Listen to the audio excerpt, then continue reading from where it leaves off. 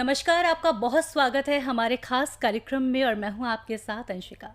दोस्तों, ये जो कार्यक्रम की श्रृंखला हमने शुरू की है, इसमें हम बात करते हैं ज्योतिष और रत्नों के बारे में। जिस कड़ी में आज हम बात करेंगे येलो सफ़ायर के बारे में।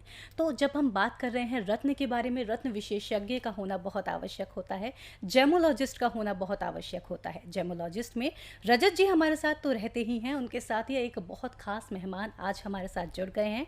अंशुल गोयल जी हमारे साथ जुड़ गए हैं, जेमोलॉजिस्ट हैं और उसके साथ ही साथ ब्रह्मा जेम्स के फाउंडर भी हैं। आइए उनका स्वागत करते हैं, चर्चा को शुरू करते हैं। बहुत स्वागत है अंशुल जी आपका। थैंक यू बहुत अंशिका। स्वागत है रजत जी आपका। आज का जो एपिसोड होने वाला है बहुत इंटरेस्टिंग होने वाला है। येलो सफ़ायर के बारे में हम आपसे बात करने वाले हैं। आप हमारे साथ मौजूद रहते हैं, आप आए हैं सर, बहुत अच्छा लग रहा है कि बहुत डिटेल में आज हम इस सब्जेक्ट को समझ पाएंगे। तो येलो सफ़ायर बहुत लोगों को पहने मैंने देखा हुआ है, बहुत लोग देखते हैं। अगर हम सेलेब्स की बात करें तो अजय देवगन ने पहना हुआ है। तो क्या कारण है इसको पहनने का, क्यों पहनते हैं लोग? देखिए, क्यों पहनते हैं तो इसका जवाब तो आई थिंक मुझसे बेटर रजत जी देंगे। जी। लेकिन मैं आपको ये ज़रूर बताऊंगा कि जब कोई इंसान अगर येलो सफ़ायर लेना चाहता है तो किन किन चीज़ों का ध्यान रखना चाहिए। तो बेसिकली मैं ये मानता हूँ कि जिस तरह से डायमंड में 4 सीज होते हैं, जी। कलर स्टोन में, जेम स्टोन्स में देयर आर 6 सीज। अब बात येलो सफ़ायर की हो रही है, पुखराज की हो रही है, साउथ में हम इसको कनक पुष्करागम भी बोलते हैं, इसकी हो रही है। तो 6 सीज का मतलब हो गया, सबसे पहला सी फॉर कट। उसका कट कैसा है, जितना अच्छा कट होगा उसमें उतनी ही अच्छी वाइब्रेशंस आएंगी, एनर्जी आएगी, लस्टर आएगा। कलर, कलर जितना बेटर हो जाएगा उतना ही स्टोन अच्छा मानते हैं, उसको बेटर मानते हैं। Clarity, clarity plays a very important role. जितना स्टोन क्लियर होगा उतनी ही बॉडी में जो हमें रेज मिलती हैं, सन रेज मिलती हैं, उसके पास होकर तो जाती है एस्ट्रोलॉजिकल पॉइंट ऑफ व्यू से, उसका हमें काफ़ी बेनिफिट मिलेगा जितना क्लियर हो जाएगा। Fourth, carat weight. Carat weight, एक गोल्ड का कैरेट होता है और एक स्टोन में कैरेट वेट होता है। उसका वेट, उसका वज़न कितना है। वैसे तो सभी एस्ट्रोलॉजर जनरली रत्ती में ही रिकमेंड करते हैं, but I always recommend in carat, because carat is an international language और सभी सर्टिफिकेट पे जो वेट मेंशन होता है that is also in carat. Carat. मतलब it can be 5 carat, 6 carat, 6.5 carat, 7 carat. So जितना स्टोन बड़ा हो जाएगा, जितने ज़्यादा कैरेट का हो जाएगा, उतना ही स्टोन रेयर हो जाएगा और कॉस्टली हो जाएगा। नाउ द फिफ्थ सी की अगर हम बात करते हैं, वो है सर्टिफिकेट। अब मार्केट में क्या प्रॉब्लम है, सब लोग ये तो बोल देते हैं कि सर्टिफाइड है, सर्टिफाइड है, बट क्वेश्चन ये आता है कि सर्टिफिकेट देखना कितने लोगों को आता है, सर्टिफिकेट में क्या चेक करना है वो किसको पता है। सो बेसिकली सर्टिफिकेट की अगर हम जब बात करते हैं तो फर्स्ट इंपॉर्टेंट थिंग इज़ कि स्टोन नेचुरल होना चाहिए 100%। It should B unheated, it should B untreated. इस बारे में हम बाद में बात करेंगे कि हीटेड, ट्रीटेड ये क्या होते हैं। This is again a long discussion कि ये ट्रीटमेंट्स क्या हैं। तो सर्टिफिकेट कौन सा होना चाहिए, अगर मैं इंडिया की बात करता हूँ तो इंडिया में the best lab is a government lab, that is IIGJ, जो आपकी झंडेवालान में भी है, दिल्ली में और जयपुर में भी है। And the second best lab is the IGI which is an international lab. वो वर्ल्ड वाइड हर जगह है, दो the international one is more preferable. ज़्यादातर लोग को ये लगता है कि IGI हर कोई जानता है बिकॉज ऑफ द डायमंड, तो कलर स्टोन में भी काफ़ी चलती है। द सिक्स्थ जो सी में काउंट करता हूँ that is a country, origin, जिसको हम ओरिजिन बोल देते हैं, सोर्स बोल देते हैं कि स्टोन है कहाँ का। अब पुखराज की बात हो रही है तो पुखराज जनरली जो पहना जाता है वो पहना जाता है सिलोन का, which is Sri Lankan. Sri Lankan sapphire बोल देते हैं, सिलोन सफ़ायर बोल देते हैं, क्योंकि सिलोन से जो सफ़ायर आता है जनरली वो नेचुरल होता है। सफ़ायर बैंकॉक से भी आता है but that is heated and treated. Treated. Bank Sri Lanka का सफ़ायर भी हीटेड ट्रीटेड आता है, लेकिन सर्टिफिकेट में हमें ये देखना है कि इट इज़ अनहीटेड, अनट्रीटेड। जब कंट्री की बात हो रही है तो make sure you are buying a Ceylon sapphire, you are buying a Sri Lankan sapphire if you are wearing for an astrological purpose. तो these are the 6 C's which are taken into consideration buying a gemstone. Yellow sapphire हो चाहे कोई और GeM हो, यही parameter होते हैं कि जो फिगर्स होंगी वो चेंज हो जाएंगी, बट जी। पैरामीटर्स यही हैं।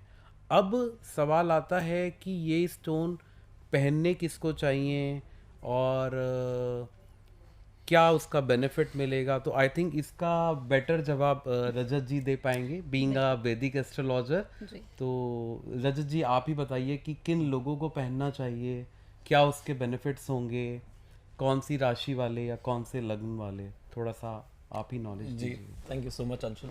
सो एक्चुअली जैसे अपन बात पहले ही कर चुके हैं कि रत्न किसी को ऐसे ही धारण नहीं करना चाहिए। कोई भी जेम अगर हम पहनना चाहते हैं तो सबसे पहले इम्पॉर्टेंट चीज़ है कुंडली।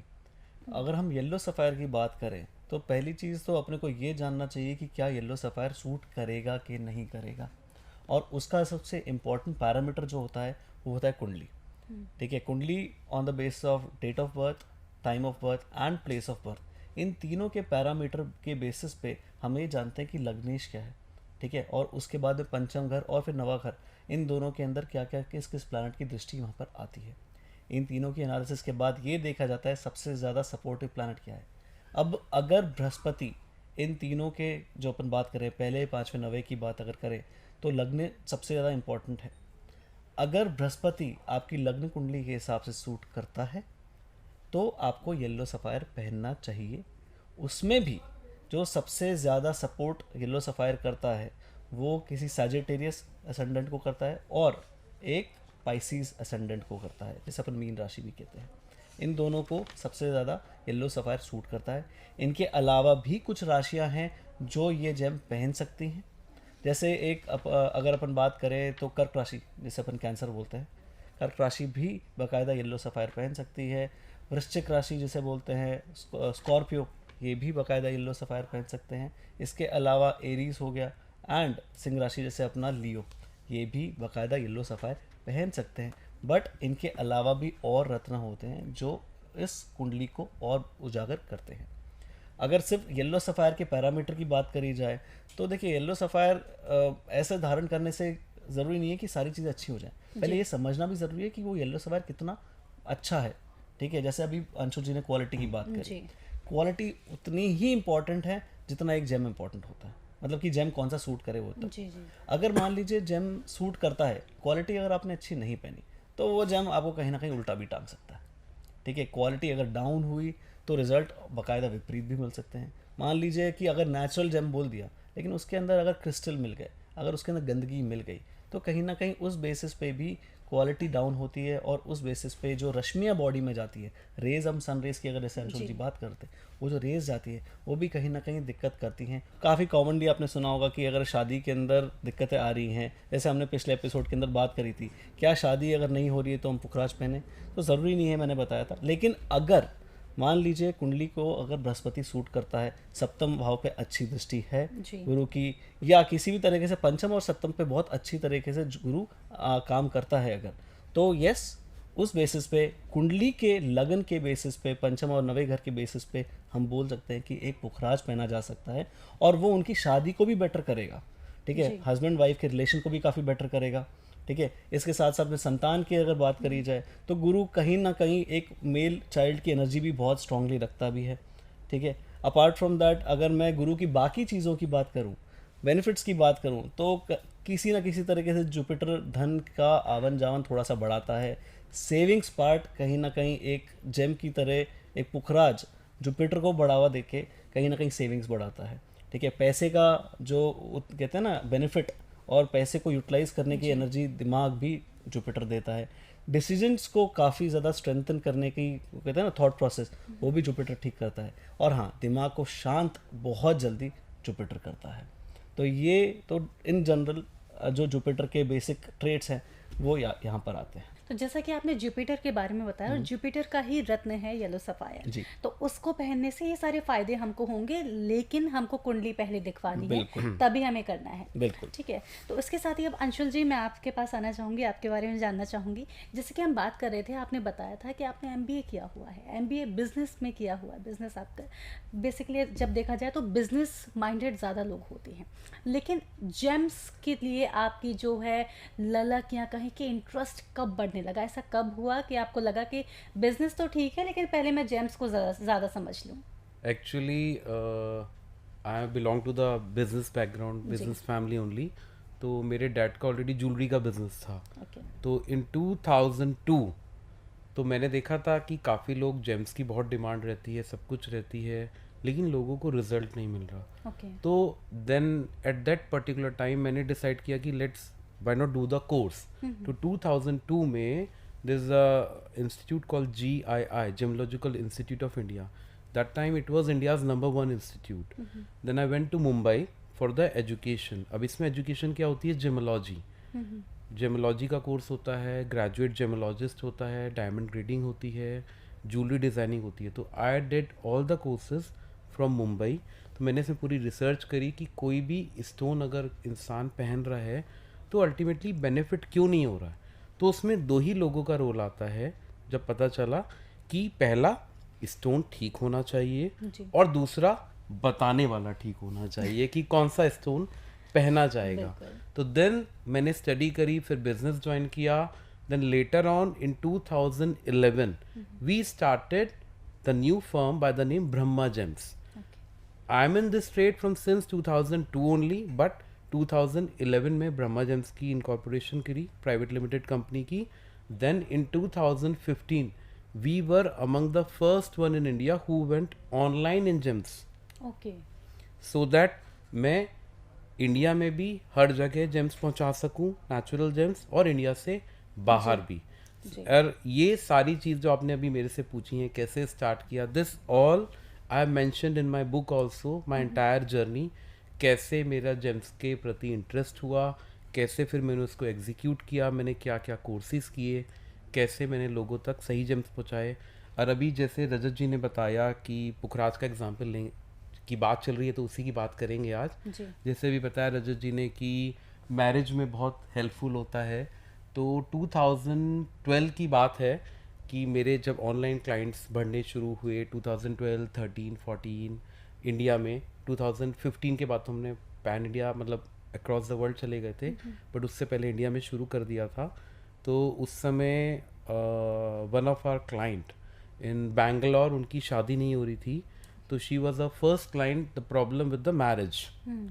तो पुखराज पहनते ही within 3 months she got married. Then उन्होंने वेडिंग का कार्ड्स भेजा, that was the first card still with us. और उसके बाद तो पता नहीं कितने ही वेडिंग के कार्ड्स आ चुके हैं शोरूम पर कि आपको शादी में आना है, स्टोन पहनने से हमारी ये प्रॉब्लम दूर हो गई या फिर फैमिली प्रॉब्लम दूर हो गई। जैसे कि उन्होंने रजत जी ने बताया, नॉट जस्ट शादी, शादी के बाद की family, child conceiving and the relationship as well. So this is like how it is going on and going on. Anshul ji, आपने बुक भी लिखी है, आपने जैसे कि बताया, जिससे कि लोग समझ सकें चीज़ों को कि रत्न क्यों ज़रूरी हैं और रत्न पहनने के बाद भी लोगों को क्यों फ़ायदा नहीं हो रहा, जिसमें आपने सारी चीज़ें बताई हैं। हालांकि बुक अभी हम इतनी नहीं आपसे डिटेल में चर्चा कर पाएंगे, लेकिन आपसे मैं वैसे जानना चाहूँगी कि बुक में ये जो चीज़ें आपने लिखी हैं, क्या वहाँ पर कोई प्रोसेस भी आपने बताया है कि जहाँ पर, क्योंकि रत्न की जब हम बात करते हैं आपसे हम लेंगे तो हमें पता है कि 100% हमें ऑथेंटिक स्टोन मिलेगा, लेकिन मार्केट में बहुत सारे ऐसे लोग हैं जो गलत स्टोन भी दे देते हैं। और बीइंग अ कस्टमर अगर मैं हूँ, अगर मुझे इसकी नॉलेज नहीं है तो मुझे नहीं पता चलेगा कि क्या है क्या नहीं है, सही रत्न है या नहीं। तो हम इसको कैसे आइडेंटिफाई कर सकते हैं, कुछ है इस तरह का? देखिए, मार्केट में दोनों ही प्रॉब्लम है, ना ही लेने वाले को पता कि प्रॉब्लम क्या है या किन चीज़ों का ध्यान रखना चाहिए, जी। और देने वाले को भी नहीं पता। जैसे कोई जूलर है, उसके पास स्टोन आया, उसने खरीदा, अपना मार्जिन लगाया और आगे सेल कर दिया। तो कई बार उसकी भी गलती नहीं होती, इसको भी नहीं पता होता। ओके। लेकिन अल्टीमेटली जो सफ़र करता है वो कौन करता है? End user. उसका फिर विश्वास उठ जाता है जेमस्टोन पर से भी बिल्कुल। और एस्ट्रोलॉजर से भी। क्योंकि मैंने आपको पहले भी बताया कि अगर आपको रिजल्ट चाहिए, बेनिफिट चाहिए, तो दोनों चीज़ परफेक्ट होनी चाहिए, आपका एस्ट्रोलॉजर और आपका जेमस्टोन। तो बुक में मैंने सारी चीज़ें विस्तार से समझाई हैं, क्लैरिटी के साथ समझाई हैं कि किन किन बातों का ध्यान रखना चाहिए, कैसे लेना चाहिए, चाहे हमसे लें चाहे दुनिया में किसी भी कोने से लें। एक बार अगर वो बुक पढ़ लेगा तो दिस इज तो आई एम श्योर वो नकली तो नहीं ले सकता फिर। देखिए, एक पॉइंट आपने जो यहाँ पे उठाया था, जो ज्वेलर होता है वो सेल करता है। देखिए सबसे इम्पोर्टेंट फैक्टर जब बोलते हैं ना कि जेम काम नहीं कर रहा, जी। ठीक है, तो पहली चीज़ तो एस्ट्रोलॉजर के पास ही आते हैं ये बोल के कि भैया आपने जो सजेस्ट किया था वो दिक्कत आई, बिल्कुल वो देखते ठीक है। हैं, हाँ जी। तो क्या आपने सजेशन गलत सही दिया था?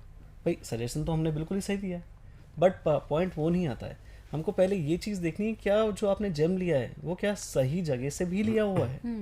काफ़ी बोलते हैं ना कि भाई अपने को यूज्ड जेम नहीं पहनने चाहिए, ठीक है। अच्छा, मैं इसी पर जानना चाह रही थी कि यूज्ड जेम्स अगर हम पहन लेते हैं, मुझे नहीं पता, अगर मैंने खरीदा और मुझे लगता है कि मुझे किसी ने दे दिया यूज्ड, तो उसके क्या साइड इफेक्ट्स हो सकते हैं? देखिए पहली चीज़ तो किसी ने अगर वो जेम पहन रखा है तो कहीं ना कहीं उन लोगों ने अपने जेम के साथ अपनी एनर्जी एक्सचेंज करी है, ओके। ठीक है। आप अगर मान एक घर की बात करते हैं, ठीक है, आप किसी के आप घर में रहते हो, अपने पेरेंट्स के साथ रहते हो, जी। किसी एक की तबीयत खराब हो जाए पूरे घर का माहौल थोड़ा सा बिल्कुल, डाउन हो जाता है, बिल्कुल। ठीक है। जेम का भी कंसेप्ट यही है कि अगर जेम जिस इंसान के साथ रहता है, जिस इंसान के साथ पहनता है, उस इंसान के साथ एनर्जी एक्सचेंज करता है।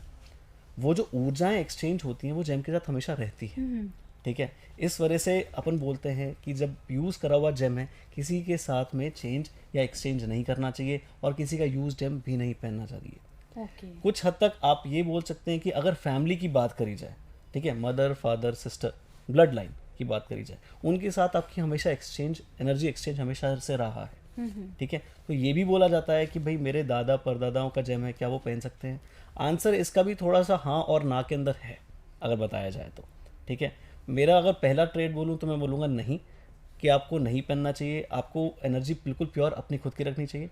बट अगर आपकी फैमिली की एनर्जी और आपकी एनर्जी दोनों की काफ़ी ठीक हो चुकी है, मैच हो रही है, तब जाकर आप अपने एनर्जी को एक्सचेंज कर सकते हो, अपने जेम एक दूसरे को पहना सकते हैं। लेकिन आई वुड स्टिल रिकमेंड कि कोई भी इंसान जेम अगर लेता है तो एक अनयूज्ड, अनहीटेड, अनट्रीटेड जेम ही पहने। और जहाँ तक अपन ज्वेलर की बात कर रहे थे, तो देखिए ज्वेलर का जो पार्ट होता है, ज्वेलर्स का जो पार्ट होता है, उनको काफ़ी हद तक ये नहीं पता होता कि जो उनके पास जेम आ रहे हैं क्या वो यूज्ड हैं या अनयूज्ड हैं, क्योंकि इसके अंदर भी काफ़ी बड़ी इंडस्ट्री है बाहर देखा असली जाए। या नकली का भी नहीं पता असली और नकली का भी असली नहीं और नकली का भी पता। नहीं। ज्वेलर हमेशा एक जेम को उसकी ज्वेलरी को ब्यूटीफाई करने के लिए यूज एज कर अ रहा है। ज्वेलर, उसकी निगाह जो रहती है वो एज अ ज्वेलर रहती है, not as a gemologist, not okay. As a कि वो स्टोन एस्ट्रोलॉजिकल पर्पस से पहनना है। एंड उनके पास अगर आप नोटिस भी करेंगे तो ज्वेलर के पास काफ़ी ज़्यादा एक सेक्शन होता है, उसके अंदर 10-15 जेम होते हैं, उनको बोलते हैं कि आप इनमें से चूज़ कर लीजिए। जी। तो देखिए उनका पार्ट ये गलत नहीं है बोलना कि आप उसमें से चूज़ कर लीजिए, जेम नेचुरल है, बिल्कुल हो सकता है नेचुरल, लेकिन नेचुरल होने के बाद क्या उसकी क्वालिटी अच्छी है, क्या वो किसी का पहना हुआ है या नहीं है। उसके बाद अगर मान लीजिए कोई चीज़ उनके पास बच गई और उनके पास ज्वेलरी है जिसको उनको एनहांस करना है, वहाँ पे वो लेवल के जो जेम्स होते हैं उसको लगाया जाता है। अगर गले के सेट में देखा जाए, काफ़ी जगह आपने बहुत सारे पन्ने या फिर एमरल्ड्स देखे होंगे, तो उनको तब लगाया जाता है जब उनके पास कुछ बच जाता है, तो वो जेम जो है वो कोई इतना ख़राब नहीं करता। ज्वेलरी भी अगर आप देखें तो हर कोई 7 दिन तो सारी पहन लेता है। रॉयल ज्वेलरी जो है सभी में नेचुरल जेमस्टोन्स यूज बिल्कुल। होते हैं। जी। तो बेसिकली जेमस्टोन्स खाली एस्ट्रोलॉजिकली यूज नहीं होते, it is use as a jewellery also worldwide. लेकिन टॉपिक यहाँ एस्ट्रोलॉजी का चल रहा है, जी। टॉपिक यहाँ चल रहा है एस्ट्रोलॉजिकल जेमस्टोन का, तो we need to make sure कि वो स्टोन किसी और का पहना हुआ ना हो, जी। एनर्जी एक्सचेंज्ड ना हो। जी। अंशुल जी, क्या इस चीज़ को आइडेंटिफाई हम कर सकते हैं कि पहना हुआ है जेम या नहीं, एज अ एस्ट्रोलॉजर या फिर एज अ जेमोलॉजिस्ट? देखिए बहुत मुश्किल है, क्योंकि जी। एक बार अगर स्टोन रिकट हो गया तो वो एश्योरिटी देना इज मतलब नियरली इम्पॉसिबल। तो मैं तो यही बोलूँगा उस केस में कि एक जेन्युइन जगह से लो जो स्टोन्स को बायबैक ना करता हो, रीयूज ना करता हो, या फिर जिसका स्टोन्स का ही काम हो, जो दिन रात स्टोन्स ही बेच रहा है, स्टोन्स ही खरीद रहा है, उसी से लो, क्योंकि आई एम श्योर कि वो फिर ये काम नहीं करेगा। जी। बट इस चीज़ की कोई गारंटी नहीं है, कोई इस चीज़ का इंस्ट्रूमेंट नहीं है कि मैं 1000% श्योर कह सकूं कि ये जेमस्टोन पहना हुआ नहीं है अगर वो रिकट कर दिया है तो। अगर वो रिकट नहीं हुआ है तो definitely I can tell you the age also कि वो किसी इंसान ने 2 साल से पहना हुआ है, 3 साल से पहना हुआ है, 4 साल से पहना हुआ है। ओके। तो अगर रिकट नहीं हुआ है तो उसको पता लगाया जा सकता है। हाँ, अगर रिकट हो गया है तो तो इट इज मुश्किल। Very difficult. So Anshul ji, अब मैं आपसे ये और जानना चाहूँगी, आपने अभी बीच में ज़िक्र किया कि जो रत्न होते हैं या जेमस्टोन कहें, अगर हीटेड या ट्रीटेड वो हमें यूज़ नहीं करने हैं, तो हीटेड और ट्रीटेड जेमस्टोन क्या होते हैं, इसको थोड़ा बताएं। ओके, तो मैं आपको येलो सफ़ायर के एग्जांपल से ही बताता हूँ। जी। First of all yellow, second sapphire. तो sapphire belongs to the corundum family. अब sapphire comes in all the colour except red. हम फिलहाल बात करते हैं येलो येलो सफ़ायर की, which is yellow in colour. तो हीट ट्रीटमेंट जो होता है that is to enhance the colour of the stone. जो बैंकॉक का सफ़ायर होता है उसमें आप जिस कलर का स्टोन चाहोगे उस कलर का स्टोन मिल जाएगा, because we heat the stone to enhance the colour. Treatment की अगर हम बात करते हैं तो ट्रीटमेंट भी एक बेरिलियम ट्रीटमेंट होता है, एक HPTP ट्रीटमेंट होता है to enhance the clarity of the stone, या जिसको हम GFB बोलते हैं। इसकी फुल फॉर्म है ग्लास फिलिंग। स्टोन में ग्लास का इंसर्ट कर देते हैं to increase the clarity of the stone. तो इन शॉर्ट, जो हीटेड भी है और ट्रीटेड भी है, तो वो स्टोन नेचुरल तो रह ही नहीं गया है। जो उसका कलर दिख रहा है वो भी एनहेंस्ड है, जो उसकी क्लैरिटी दिख रही है वो भी एनहेंस्ड है। और जैसा कि अभी हमने थोड़ी देर पहले डिस्कस किया कि when you are wearing a stone as an astrological purpose, it should be 100% natural, unheated and untreated. Untreated. तो जैसा कि मैंने आपको थोड़ी देर पहले बताया था, सर्टिफिकेट में, जेन्युइन सर्टिफिकेट में ये बात क्लियरली मेंशन होती है कि स्टोन अनहीटेड है या अनट्रीटेड है। लेकिन हाँ, अगर सर्टिफिकेट भी फेक है तो आई कैन नॉट से। और मैंने आपको बताया कि सर्टिफिकेट में you can trust government lab certificate, international lab certificate which is IGI, or maybe the certificate which are from abroad, again international, like GIA, GRS, Goblin and all these. Otherwise जो local certificates होते हैं तो I don't trust them at all, क्योंकि वो सारे parameter पे test करते ही नहीं है, परफॉर्म ही नहीं करते to see whether the stone is natural or not. जी। एक्चुअली कई जगह यहाँ पे भी क्लाइंट भी आके हमें बोलते हैं हमारे पास सर्टिफिकेट तो है, हमने ये पुखराज लिया था, जी। सर्टिफिकेट भी हमारे पास है, फिर भी चीज़ें काम नहीं कर रही। तो बात वहीं पे आ जाती है कि भाई आपने जहाँ से भी लिया हो, ठीक है, वो सर्टिफिकेट भी अगर आप लोकल है तो आई वुड से कि कोई भी इंसान को एटलीस्ट गवर्नमेंट लैब में जाकर उसको टेस्ट करा लेना चाहिए बिफोर इवन क्वेश्चनिंग कि भैया कि हमने जो चीज़ ली है वो सही है या नहीं। या लेते वक्त ही दुकानदार को बोल दे, जहाँ से भी इंसान ले रहा है उनको बोल दे कि I need a government lab certificate या IGI का सर्टिफिकेट टू मेक श्योर कि हाँ एटलीस्ट जो पहनने वाला है उसको रिजल्ट तो मिले। जी अंशुल जी, लेकिन यहाँ पर फेक सर्टिफिकेट्स भी तो दे सकते हैं ना वो लोग। नहीं, गवर्नमेंट लैब में या फिर IGI में it is not there is no possibility of a fake certificate, because nowadays अभी इतनी टेक्नोलॉजी आगे चली गई है कि आप सर्टिफिकेट को QR के थ्रू स्कैन कर सकते हैं, वेरीफाई कर सकते हैं, ओके ओके लैब से वेरीफाई कर सकते हैं, that is not possible. Okay okay. आपको ये सर्टिफिकेट्स ऑनलाइन भी मिलते हैं, ये वाले अच्छा। सर्टिफिकेट्स जो हैं वो ऑनलाइन भी पोस्ट करते हैं। ओके। मैं आपको एक एग्जांपल बताऊँ, 2017 के अंदर मेरे पास एक जेम था, ठीक है, IGI का ही सर्टिफाइड था, मेरे को उसका सर्टिफिकेट नहीं मिला और वो जेम मेरे पास 4 साल खोने के बाद मुझे एक दिन जाके मिला मेरे किसी बैग के अंदर। अब मेरे पास सर्टिफिकेट था नहीं, अब मैं कहीं और जाऊँ, कोविड का समय चल रहा था, तो when I was actually trying to find the certificate I went online and I just extracted the certificate. तो अगर जो जेन्युइन लैब्स होती हैं वो ये चीज़ें बाकायदा ऑनलाइन भी रखती हैं, इनका जो ट्रैक होता है हर जगह रहता है और उस बेस पे आप अपना जो रिपोर्ट है वापस जनरेट कर सकते हैं। तो इसलिए जेन्युइनिटी और सही जगह से सर्टिफिकेशन करना इंपॉर्टेंट है। जी वही, अगर कोई भी रत्न हम ले रहे हैं, कोई भी स्टोन ले रहे हैं, तो हमें अच्छी जगह से ही लेना है, या किसी ट्रस्टेड आप एस्ट्रोलॉजर से आप ले सकते हैं, या कोई ऐसा सेलर है जो आपको लगता है ट्रस्ट वर्दी हैं, या उनका हम कैसे चेक कर सकते हैं अंशुल जी? इसी से मुझे याद आया कि अगर बहुत सारे सेलर हैं तो हम उनको भी तो आइडेंटिफाई कर सकते होंगे ना कि ये अच्छे सेलर हैं या नहीं हैं, इनके पास चीज़ें ऑथेंटिक मिलेंगी या नहीं मिलेंगी, क्या पॉसिबल है? नहीं, देखिए ऐसा तो पॉसिबल नहीं है। You just need to see that आपको अगर एस्ट्रोलॉजी से रिलेटेड जेमस्टोन लेना है तो first you should always look for a gemologist, okay not for a jeweler, ओके। जो आपको सही स्टोन दे सके with a genuine certificate, क्योंकि ultimately you are not buying the stone, you are buying a solution to a problem okay or maybe a growth। तो आप कोई stone नहीं खरीद रहे हैं, आप एक सोल्यूशन खरीद रहे हैं, आप ग्रोथ खरीद रहे हैं, खुद की तरक्की खरीद रहे हैं, खुद की तरक्की पहनने वाले हैं, तो you need to make sure that you are buying from a genuine place and with a genuine certificate. Certificate मैं इसलिए जोर दे रहा हूँ बार बार क्योंकि सर्टिफिकेट ही एक जरिया है जिसके थ्रू हम ये बोल सकते हैं कि you are buying a right gemstone, natural gemstone. देखिए, जिस तरह एक बच्चे के लिए उसका बर्थ सर्टिफिकेट ज़रूरी है, उस तरह जी। ही एक जेम के लिए उसका भी ओरिजिनल सर्टिफिकेट ज़रूरी है, बिल्कुल। जेन्युइन सर्टिफिकेट ज़रूरी है। जी, बहुत आपको मैं थैंक यू बोलना चाहूँगी कि आप यहाँ आए और आपने ये सारी चीज़ें हमें बताई, हमारे व्यूअर्स को बताएं, क्योंकि बहुत सारी चीज़ें हमें पता नहीं होती है। व्यूअर्स होते हैं भोले भाले और उनको कोई भी कुछ भी बोल करके चीज़ें दे देते हैं, तो उसके लिए बहुत ज़रूरी है कि एक अच्छे जेमोलॉजिस्ट हमारे साथ हों जो इतनी सारी चीज़ें हमें बता पाएँ। अंशुल जी, एक और मेरी समस्या है सर, आपसे भी सवाल है, तो ये है कि अब मान लीजिए, अब स्टोन की कीमत के लिए ये सवाल है, किसी ने स्टोन लिया, किसी ने परचेज़ किया 2.5 लाख का, 3 लाख का, अब किन्हीं और ने बोला कि अरे ये तो ठीक नहीं है, या किसी ने परचेज़ किया 35,000 का और फिर किसी और ने बोला कि मैंने 2.5 लाख का लिया है, तो वहाँ पर कन्फ्यूज़न इंसान को हो जाती है कि अच्छा ये 35,000 का है तो ये काम नहीं करेगा क्या? तो क्या ऐसा पॉसिबल होता है, वो काम करते हैं या नहीं करते हैं? देखिए, स्टोन का प्राइस वेरी कर सकता है, जी। बिल्कुल कर सकता है, जी। Because it comes in all the quality. हो सकता है 10,000 का भी हो सकता है, 10 लाख का भी हो सकता है।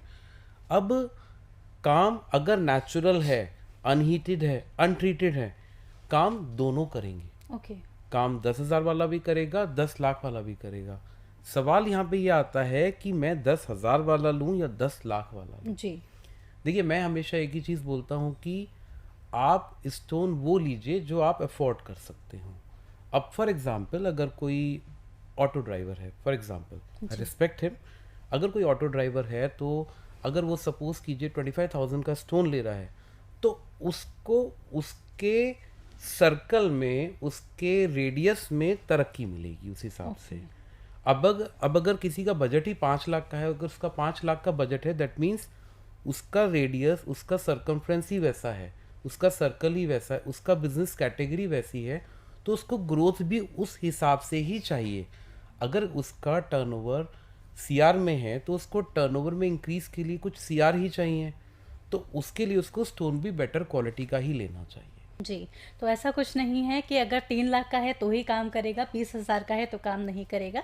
जिसका जैसा बजट है वो वैसा रत्न ले सकता है, लेकिन अनहीटेड, अनट्रीटेड और रियल हमें रत्न लेना है, बस ये हमें ध्यान रखने की ज़रूरत है। इसके लिए मैं अपने व्यूअर्स को बोलना चाहूँगी, यदि आप कोई भी जेम स्टोन लेना चाहते हैं तो आप ब्रह्मा जेम्स से ले सकते हैं। टीवी स्क्रीन्स पर नंबर फ्लैश हो रहे हैं, नंबर्स पर कॉन्टैक्ट कीजिए और जैसा आपका बजट है आप वैसा रत्न आप ले सकते हैं।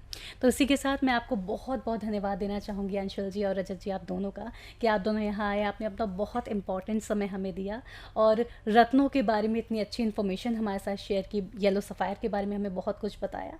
बहुत बहुत धन्यवाद आपका, बहुत बहुत धन्यवाद। Thank you. तो दोस्तों, आज के इस एपिसोड में इतना ही। आज हमने जाना येलो सफ़ायर के बारे में कि क्या होता है येलो सफ़ायर, क्यों इस्तेमाल करना चाहिए और क्या इसकी ऑथेंटिसिटी होती है। आशा है आपको आज का एपिसोड पसंद आया होगा। इसी के साथ लेती हूँ आपसे आगे, आपसे फिर होगी मुलाकात, लेकिन तब तक के लिए मुझे दीजिए इजाज़त। नमस्कार।